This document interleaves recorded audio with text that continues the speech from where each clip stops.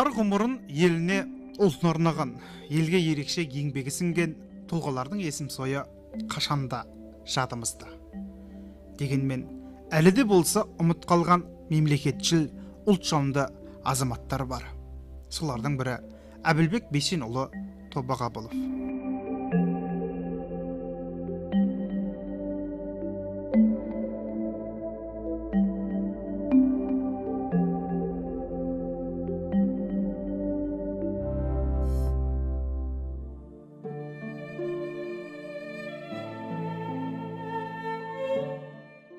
Әбілбек Бейсенұлы Тобағабылов 1910 жылы тамыз айының 5 жұлдызында қазіргі Түркістан қаласының Абай елді мекенінде дүниеге келген. Батыр баба Ер Жаманбайдың 7-ші ұрпағы Тобағабыл бидің үлкен ұлы Бейсеннің шаңырағында. Аңыз әңгімелерге иек артсақ, жас Әбілбекті әкесі ауыл молдасына арабша сауат ашуға оқуға береді. Алғаш арабша хат таниды. Ал 1923 жылы Түркістанда орын тепкен Ленин атындағы мектеп-интернатына түсіп, оны 1928 жылы бітіреді. Бұл бір ғасырдан астам тарихы бар Әбілбек Бейсенұлы Тобағабылов оқыған мектеп.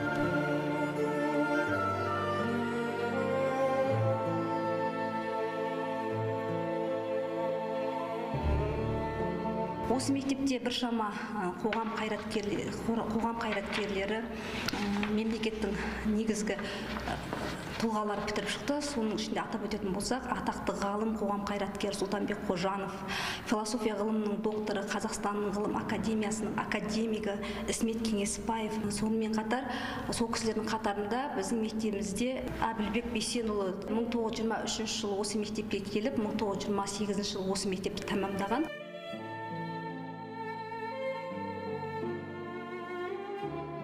Алғыр, ізденімпаз Әбілбек Тобағабылов Ленин атындағы мектеп-интернатын үздік бітірген. Оған мына қат-қат архив куә.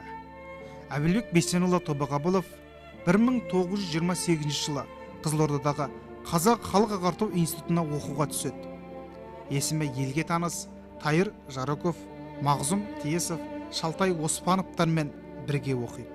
Жоғары оқу ордасында жүріп, облыс аумағында колхоздарды ұйымдастыруда, халықтың білімсіздігін жоюда және де түрксіб темір жолын салуда белсенділік танытып, көзге түседі. Алда жас Әбілбекті биік-биік белестер күтіп тұрды.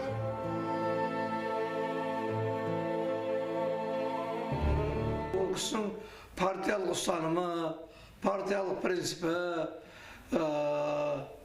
жоғары адам еді. Адамгершілік қасиеті, адамды тәрбиелеудегі, қай мекемеде болмасын жұмысшылармен іс жүргізуі, олардың жағдайын жасау, олардың қамқор болу, осы жағын бәрін алып жүретін ол кісі. Ал енді ағайын туысқанның арасында ол өзгеше бауырмал, туысқандарға жанашыр, сондай үлкен ағалық, үлкен қамқорлық борышпен қарайтын адам еді. Әбілбек Тобағабылов 1933 жылы жоғары білім ордасын аяқтаған соң Қызылорда қаласындағы Мирзаян атындағы балалар коммунасының директоры болып жұмыс істейді. 1934-1935 жылдары Қызылорда облысында Колос ұжымшарының төрағасы, одан соң өлкелік партия комитетінің бекітуімен 1937 жылға дейін Қызылордадағы Қазпет техникумның директоры қызметін атқарады. Әбілбек Тобағабылов 1937 жылы КСР халықтық ағарту комиссариатының бұйрығымен Сарыағаштағы Сталин атындағы орта мектептің директоры болып бекітіледі. Ал 1939 жылы КСР жоғары және орта мектеп қызметкерлері кәсіподағының орталық комитетінің төрағасы болып тағайындалады. Сол жерден 1941 жылы қараша айында кеңес әскері қатарына шақырылады. Жаңасібір қаласындағы номері 3-ші құрылыс батальонының саяси жетекшісі қызметімен қоса газет редакторлығын атқара отырып, артта қалған батальонды алдыңғы сапқа көтеріп, қызыл туды жеңіп әпергені үшін еңбегі бағаланып марапатталады. Аға сол жаңағы үйінде кітап жинайтын. Қаяққа көшсе қап кітап арқалап жүретін тұғын. Үйінде бар жоғы бір жаңағы шифонер болатын, екі кемпір жататын, бір койкасы болатын, балалардың койкасы болатын. Сонымен жүрді ол кісі. Мынау осы Түркістанға келгенде де сол жаңағы басында тамы жоқ, қазынаның тамында отырды.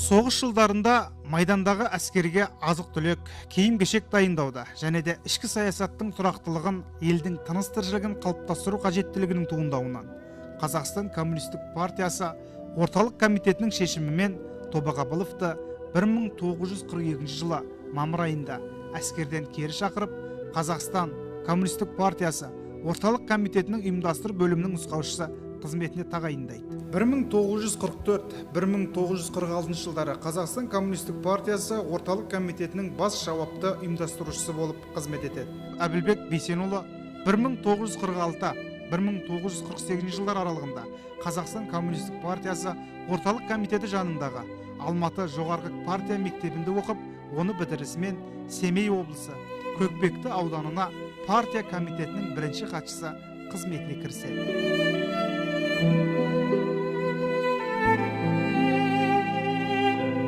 1951 жылы Семей облысы Аягөз аудандық Қазақстан Коммунистік партиясы комитетінің бірінші хатшылығына сайланып, 1961 жылға дейін жұмыс істейді. Семей облысындағы бірінші хатшылық қызметтерін атқарған 13 жылдың ішінде соғыстан кейінгі жағдайы тұралап қалған екі бірдей ауданды қалпына келтірді. Осы жылдардағы еңбектері үшін Тобағабыловты 2 мәрте құрмет белгісі орденімен, бірнеше рет Қазақстан СССР жоғарғы кеңесінің құрмет грамоталарымен, 3 кіші алтын медальдармен, тағы да басқа да көптеген құрметті марапаттарды иемденді. Бірақ кеңестік жүйе турасын айтып, дөп сөйлейтін азаматты аяқтан шалады. Сондағысы сағат. 60 жылы ағаның 50 жылдығы болды. Сол 50 жылдығында бүкіл партия комитетіндегі жаңағы жолды достары, қызметкерлері бір 6 сағат сыйлады ағаға. Именно қылып жазып. Сол 6 сағат ой адамдар ештеңе таппай жүрген, сол 6 сағат сол ақырып жаңағы соған сол күнә болып тағылып, содан партия бірінші хатшылықтан босатылып аға. Оның алдында қанша рет көп арыздар болған ұйымдастырған. Оның бәрінен аман-есен құтылып жүрген, сол жаңағы 6 сағат ақыр өзіне содан босап, сол мына Сарыағашқа исполкомның орынбасары болып келді. Рас, тәтті болсаң жеп қояды, ал ащы болсаң түкіріп тастайды. Ол аксиома. Никита Хрущевтің құйтырғы саясатына қаһарына ілінген Әбілбек Тобағабылов Семей облысы Аягөз аудандық Қазақстан Коммунистік партиясы комитетінің бірінші хатшысы қызметінен босап, Сарыағаш ауданына 1961 жылы атқару комитетінің төрағасының орынбасары болып тағайындалады. Түсініксіздігі сол, Тобағабыловтың өмірінде қызметтен төмендетушілік белең берген. Бұл жерде анық-қанығын тереңдете зерттеуді қажет ететін беймәлім дүниелері бар. Үлкендердің айтуынша, Хрущевтің сол жылдары Қазақстанға деген көзқарасы теріс өзгеріп, соның салдарынан талайлардың мойнына қалбырау түскен көрінеді. 56 жылы Қазақстанда бір Хрущевтің бір саясаты болған екен. Енді кітапта тұр ғой барлығы. Сонда сырт елден Украина дейді, Беларусь дейді, Россиядан келген жаңа жетекші мамандарды алып кеп, кадр ауыстыру саясат тың игеру болар негізі. Сол кезде жаңа көбінесе жергілікті адамдарды көбірек жаңа орнынан алып тастап, бюроға салып, орнына қоя берген екен. Ол кітапта тұр. Тіптен қонақ үйлерде адамдар күтіп жатқан, сырттан келген адамдар. Сол бюрода біреуді алып тастайды, орнына қоя берген. Сонда кітапта жазылады, Ф. Халитова дейді, ол обкомда кадр саясат жөнінде басшы болған кісі екен, ұлтжанды қыз. Фарида естіген. Сол кісі келіп бір үзілісте келіп, Әбек-ау, сіз жоғарыдан келдіңіз ғой, мыналар қырып бара жатыр барлығын, жергілікті мамандарды ара түссеңізші дейді. Сонда бюрода тұрып, Әбілбек атамыз тұрып айтады ғой, бұл елдің тілін білмейді, бұл елдің жерін білмейді, бұл елдің салт дәстүрін білмейді, адам қалай бұл ел басқарады, бұл дұрыс емес, бұл облыстағы деп сол жеткізген білемін. Содан кейін сол енді басталған ғой ары қарай. Сөйткенде жаңағы Новиковтың тапсырмасы бойынша деп көрсетілген қатшылыққа тағайындамау жөнінде сайлатпай жүргенде сөйтіп өзінің кезінде көтерген маманы Горбачев деген кісі болған екен. Сол Горбачевты екеуін ойлағанда екеуі түседі сайлауға. Содан жаңа үлкен айтыс болады, көптеген айтыс болады сол жерде. Бүкіл халық Әбілбек атамызды құрметтейді, соған ағылан жығылады. Содан бір 2-3 күн арыс-талыс болады. Содан жаңа бәрі дауыс қосаған кезде 39 адам Әбілбек атамызға дауыс береді, 31 адам Горбачевқа дауыс береді. Сөйтіп екінші бірде тағы сайланып кетеді. Сосын енді бұл 56 жылғы жағдай. Жаңа жағдайдан кейін. Одан кейін сол 61 жылы тағы сол 5 жыл бітеді ғой. 5 жыл біткеннен кейін бұл кісі өзі біледі уже тықыр таянған, сол денсаулығы сыр береді. Басын бәйгеге тігіп, бетің бар, жүзің бар демей сөйлеген Әбілбек Тобағабылов қызметте құлдыйлай береді, өспейді. 1963 жылы сәуір айында Қожатоғай совхозы партия ұйымының хатшысы болып бекітілді. Ал 1963 жылы қыркүйек айында Қожатоғай Қаракөл совхозының директорлығына тағайындалады. Бірақ күндестік дейтін қоңырау Қожатоғайға да еріп барады. Сол кезде Әбілбек атамыз бір көкпар ұйымдастырады, бәйге береді. Соны тілге тиек қылады да. Соны жаңағы көкпар ұйымдастырды, бұл ұлтжанды, ұлтшыл деп сөйтіп тағы да қудалап, содан Москвадан Правда газетін журналистін шақыртады. Ол газет бетінде бар еді, кейін жоғалып кетті. Сол Правда газеті, ол енді білесіздер ғой, қандай газет екен, Москвадан прямо партияға қарайтын. Сол келген ешқандай обкомға неге соқпаған, Шымкентке саммитке қонған, ешқандай жерге соқпаған. Сөйтіп жаңағы Қожатойға саммитке келген ба, бірдемесі бар. Сөйтіп сол жерде прямо соны жазып кеткен. Содан кейін жұмыстан қуылған тағы да. Одан келіп Түркістанға келді ол кісі. Түркістанда райкомда істеді, инструктор болып. Арасында бір шамалы уақыт Киров атында мектеп дейді, анау қазіргі мәншік болуы мүмкін. Тігіж дейміз сол жақта. Сонда директор болыпты. Одан кейін киіз үй зауыты болған Түркістанда. Соның басшысы болған.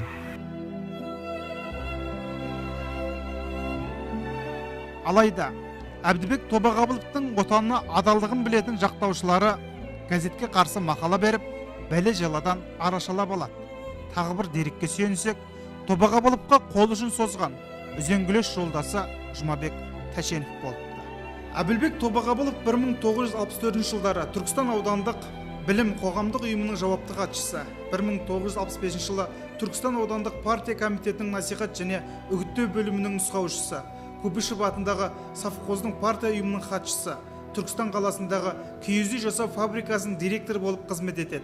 Сол жерден Әбілбек Тобағабыловтың 40 жылдай халыққа, отанға еткен ерен еңбектері бағаланып, КСР әлеуметтік қамсыздандыру министрінің қаулысы бойынша бірінші республикалық маңызы бар дербес зейнеткер есебінде номері 3502 зейнеткер кітапшасын тапсырып, құрметті демалысқа шығарады. Барлық ғұмырында еліне адал еңбек еткен қоғам қайраткері, ірі тұлға Әбілбек Бейсенұлы Тобағабылов 64 жасында 1974 жылы дүниеден өтеді.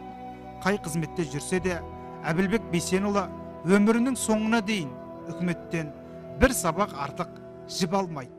Бұл үйді де ағайындары асарлатып салып береді.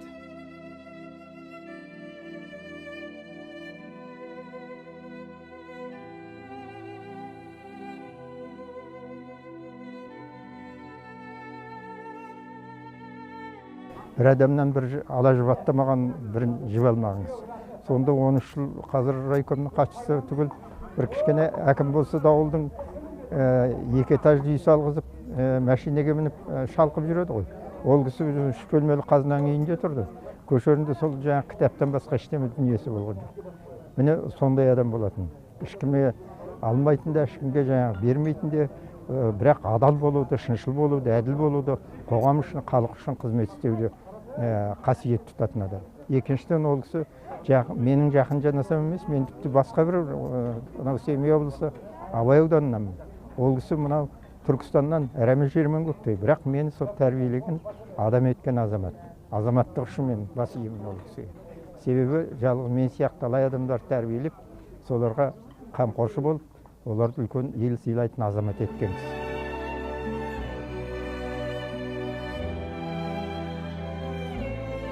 Әбілбек ата мен Зейіркүл әже екі ұл, екі қыз тәрбиелеп өсірді. Қазіргі таңда Әбілбек Тобақабыловтың артынан қалған ұрпақтары мен шәкірттері өсіп, өніп отыр.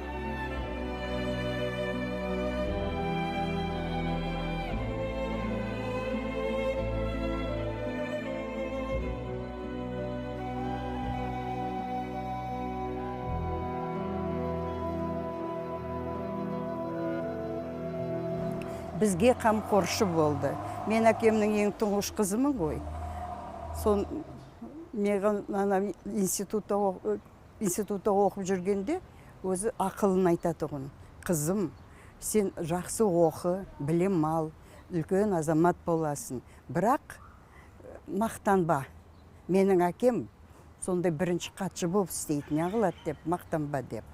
Соны мінекей өсімге дейін әкемізді танитын адам таниды, біліп, айтып жүреді. Мен енді өзімше, менің әкем осындай деп мақтанып көрген жоқпын. Шешем қарапайым адам тұғын, олда. Қонақ күтуден шашамай тұғын. Қонақты күтіп. Сонымен ана бауырларым бірінен кейін бір кішкентай болып, солардан қолы тимей тұғын анамның.